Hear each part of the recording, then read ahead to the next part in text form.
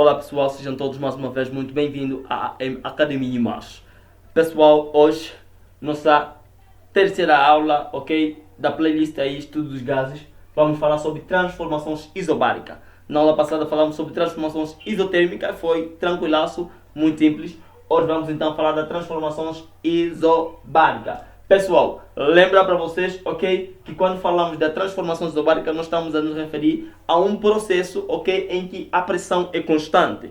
Neste caso, quando a pressão for constante, baseando-se pela lei dos gases, nós vamos ter a seguinte fórmula: volume 1 sobre volume T, volume 2 sobre volume T2, que quer dizer que o volume 1 é diretamente proporcional ao volume 1 e o volume 2 é diretamente proporcional ao volume 1, desculpa, é diretamente proporcional à temperatura 1 e o volume 2 é diretamente proporcional à temperatura 2, ok? Isso quer dizer que se o volume aumenta, a temperatura também aumenta. Se o volume baixa, a temperatura baixa. Se a temperatura aumenta, o volume aumenta. Se a temperatura baixa, o volume baixa. Então não tem nada de especial aqui, é algo muito simples, ok?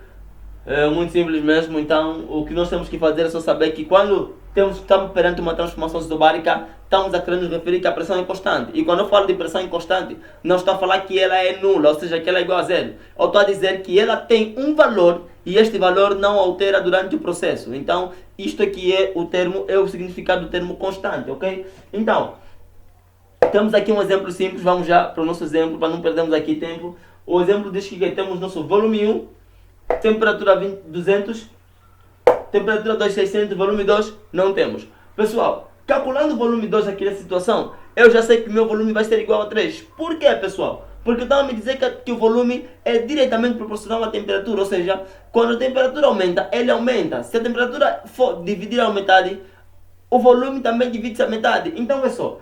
Temos aqui a temperatura 1 que é 200, a temperatura 2 é 600. Quer dizer que a temperatura triplicou-se. Entendemos? Triplicou-se. Significa que o nosso volume também vai triplicar. E se nós triplicar o volume, isso será igual a 3, simplesmente, ok? Mas sem problema, pessoal, vamos à prática. Temos aqui o nosso gráfico, né? Aqui o nosso volume, aqui a nossa temperatura. Temos aqui o nosso volume 1 e o nosso volume 2 que nós vamos calcular. Pessoal, o que é que nós temos que fazer para calcular o volume 2? Muito simples. Transformação isobárica, pressão constante, a nossa fórmula será a seguinte.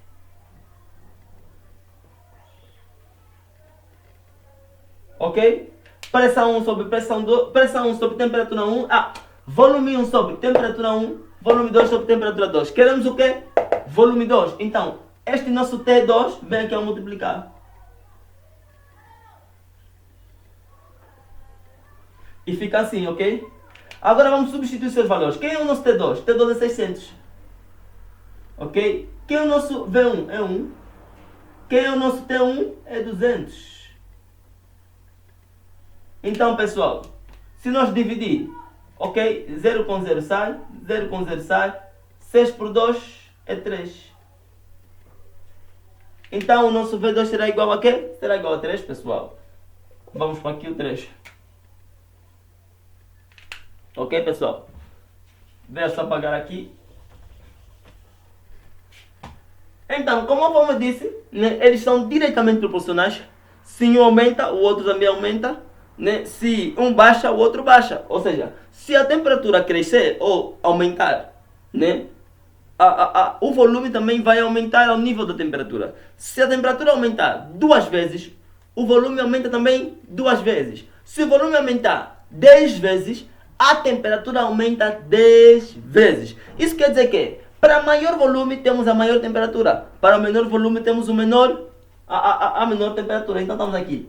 Para maior volume temos a maior temperatura. Então vamos aqui ligar. Ok? Para o menor volume temos a menor temperatura.